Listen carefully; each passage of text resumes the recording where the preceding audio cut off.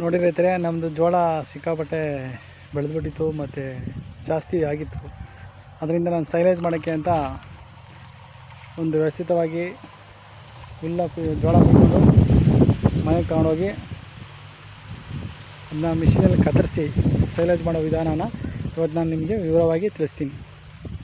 Silage ಮಾಡೋಕ್ಕೆ ಬೆಲ್ಲ ಕೆಚ್ಕೊಂಡು ನೀರೊಳಗೆ mix ಮಾಡಬೇಕು ಮತ್ತು ಉಪ್ಪು ಕೂಡ ಹಾಕ್ತಾಯಿದ್ದೀನಿ. ಬೆಲ್ಲ ಎಷ್ಟು ತಗೋತೀವೋ ಅಷ್ಟೇ ಉಪ್ಪು ತಗೊಳ್ಳೋಕ್ಕೆ ವ್ಯವಸ್ಥಿತ ಮಾಡ್ಕೊಳ್ಳಿ. ಉಪ್ಪು, ಬೆಲ್ಲ, ನೀರು ದ್ರಾವಣವನ್ನು ಈ ನೀರು ಹುಲ್ ಮೇಲೆ ಈ ಥರ ಚಿಮ್ಮಿಸಿ ಮಿಕ್ಸ್ ಮಾಡ್ತೀನಿ. ಈ ಥರ ಚಿಮ್ಮಿಸಿ ನಾನು ಮಿಕ್ಸ್ ಮಾಡಿ ಚಾಪ್ ಕಟ್ಟಿಯಲ್ಲಿ ಕಟ್ ಮಾಡಿಸಿ ಮಿಕ್ಸ್ ಮಾಡಿ ಈ ಡ್ರಮ್ಗೆ ಖಾಲಿ ಡ್ರಮ್ಗೆ ತುಂಬ್ತಾ ಇದ್ದೀನಿ. ಅದಕ್ಕಿಂತ ಮುಂಚೆ ವಿಡಿಯೋನ ನಿಮಗೆ ಈ ಥರ ಕಲಾಯಿಸ್ತೀನಿ. ಸೈಲೇಜ್ ಮಾಡೋಕ್ಕೆ ನಾನು ಈ ಥರ ನಾನು ಮಿಕ್ಸ್ ಮಾಡಿ ನಾನೇ ಒನ್ ಡ್ರಮ್ಮು ನಾವು ಗೊತ್ತಿರೋ ಪ್ರಕಾರ ಎಲ್ಲ ಕಲಾಯಿಸಿ ಈ ಥರ ಮಿಕ್ಸ್ ಮಾಡಿ ಖಾಲಿ ಡ್ರಮ್ ತುಂಬಿ ತುಳಿದು ಪ್ಯಾಕ್ ಮಾಡ್ತೀನಿ. ಅದಕ್ಕಿಂತ ಮುಂಚೆ ಏನೇನು ಮಾಡ್ತಾಯಿದ್ದೀವಿ ಅಂತ ವಿಡಿಯೋ ಕತ್ತರಿಸೋಕ್ಕೆ ಚಾಪ್ ಕಟ್ಟರ್ ಇದೆ, ಕಟ್ ಮಾಡುತ್ತೆ. ಈ ಥರ ಡ್ರಮ್ಗೆ ಹಾಕ್ಬಿಟ್ಟು ಕ್ಲೀನಾಗಿ ತುಳಿದು ಮತ್ತೆ ಡ್ರಮ್ಗೆ ಹಾಕ್ತೀನಿ, ತುಳಿತೀನಿ. ಒಬ್ಬನೇ ಮಾಡ್ತಾ ಇರೋದ್ರಿಂದ ಒಬ್ಬನೇ ವೀಡಿಯೋ ಮಾಡಿ ಮಾಡ್ತಾಯಿದ್ದೀನಿ. ಈ ಥರ ಬೇಸನ್ ತುಂಬ್ಕೊತೀನಿ, ನೀರು ಮಿಕ್ಸ್ ಮಾಡ್ತೀನಿ, ಒಳಗೆ ತುಂಬ್ತೀನಿ, ಚೆನ್ನಾಗಿ ತುಳಿತೀನಿ. ಈ ಥರ ಚೆನ್ನಾಗಿ ತುಳಿಬೇಕು ಡ್ರಮ್ಮಲ್ಲಿ.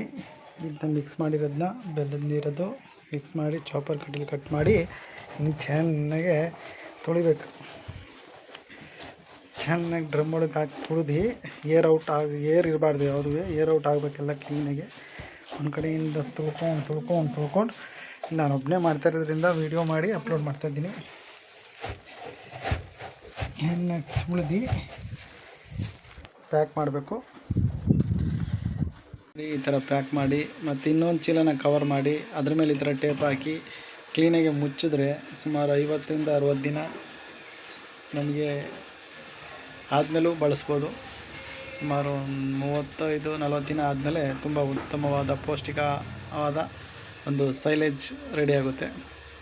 ನಾವು ಮನೆಯಲ್ಲೇ ಮಾಡಿರುವಂಥ ಸಿಂಗಲ್ ಡ್ರಮ್ಮಲ್ಲಿ ಯೂಸ್ ಮಾಡ್ಕೊಂಡು ಮಾಡಿರೋ ಸೈಲೇಜು. ಇನ್ನೂ ಈ ಥರ ಸಣ್ಣ ಡ್ರಮ್ ಅವೆ, ಆ ಡ್ರಮ್ಗೂ ಇವತ್ತು ಸೈಲೇಜ್ ಮಾಡ್ತೀನಿ. ಮತ್ತು ಇದೇ ಚಾಪ್ ಕಟ್ಟರು. ಈ ಚಾಪ್ ಕಟ್ಟರಲ್ಲಿ ನನಗೆ ತುಂಬ ಪೀಸಾಗಿ ಇದು ಬರುತ್ತೆ, ಗಟ್ಟಿ ಆಗುತ್ತೆ.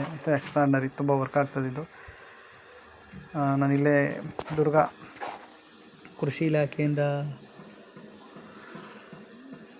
ನನಗೆ ಸಹಾಯವಾಗಿ ಸಿಕ್ತು. 21,000 ಲಗೇಜ್ ಎಲ್ಲ ಸೇರಿ 21,500 ಆಗಿದೆ. ಸೊ ತುಂಬ ಚೆನ್ನಾಗಿದೆ. ಇದೇ ಸೈಲೇಜ್. ಓಕೆ, ಬಾಯ್.